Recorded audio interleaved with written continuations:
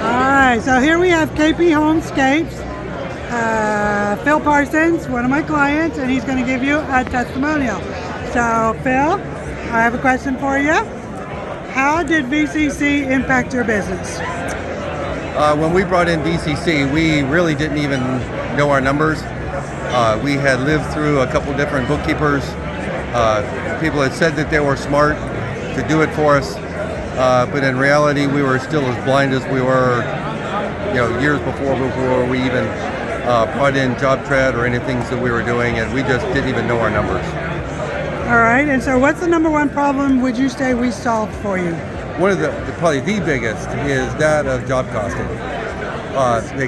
Beforehand, we could to do any kind of job costing with JobTread, I had to dig really deep. It took a lot of time. But now that I have a lot of confidence in the fact of the numbers coming in, I can actually make decisions on the company which way we're going to go. Right. And so what's the biggest takeaway after we implemented our workflows? I now have WIP reports that I can go to, WIP reports that are reliable, WIP reports that have really data behind them. Before, I was having to go in and look at the WIP reports and then actually go into the budget record to make whatever adjustments of what I think was actually errant in the numbers. But now I can actually look at the WIP reports and have a confidence I actually know my numbers and where the projects are. And how about your billing process? How has that improved?